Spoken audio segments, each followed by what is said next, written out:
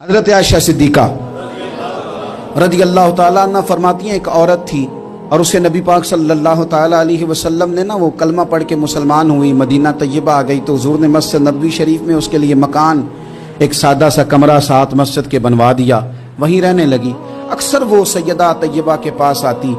تو حضرت عائشہ صدیقہ رضی اللہ تعالیٰ عنہ فرماتی ہیں وہ بڑی باتیں سناتی اور آخر میں کہتی وہ ہار والا دن بھی بڑا عجیب دن تھا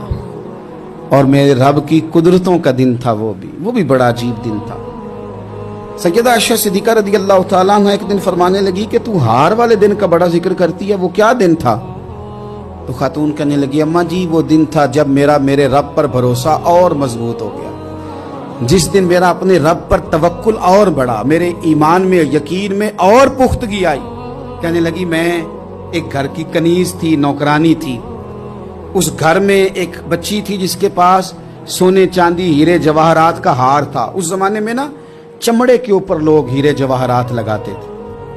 کئی دفعہ سرخ رنگ کے چمڑے پہ لگائے جاتے تھے، وہ بچی پہنتی تھی تو کہتی ہیں وہ بچی کے اس نے اتار کے رکھا یا اس سے گرا وہ ہار تو چیل اسے اٹھا کے لے گئی گوشت سمجھ کے اور میرے سامنے اٹھا کے لے گئی۔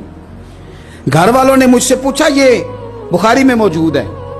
گھر والوں نے پوچھا مجھ سے کہ وہ ہار کہاں ہے تو میں نے کہا چیل اٹھا کے لے گئی۔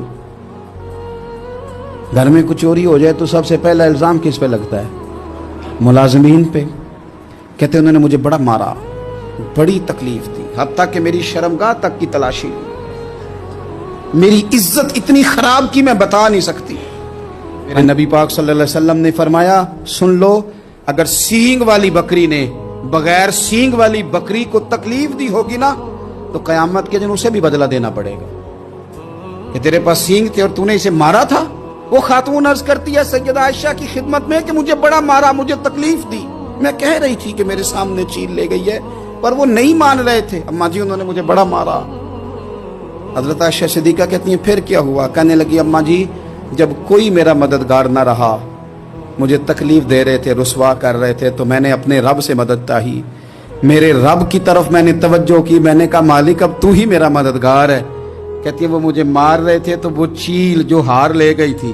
وہی لے کے واپس آ گئی اور ہمارے سروں کے قریب لا کے اس نے جب اس ہار کو پھینکا وہ مجھے چھوڑ کے سائیڈ پہ ہوئے، وہ میری بے گناہی جان گئے، لیکن آپ کو بتاؤں اس دن سے میرا اپنے رب پر یقین اور بڑھ گیا۔ مجھے سمجھ آ گئی کہ جب انسان پورا ٹوٹ جاتا ہے اور جب کوئی چاروں جانب اس کا مددگار نہیں ہوتا تو رب تو ہوتا ہے نا، اللہ تو اس کا مددگار ہوتا ہے نا، وہ تو پھر اپنے اس بندے کی مدد کرتا ہے نا، پھر وہ تو توانائی دیتا ہے نا، وہ تنہا نہیں چھوڑتا، وہ تو آنسوؤں والوں کے آنسوؤں پہ بڑا کرم فرماتا ہے۔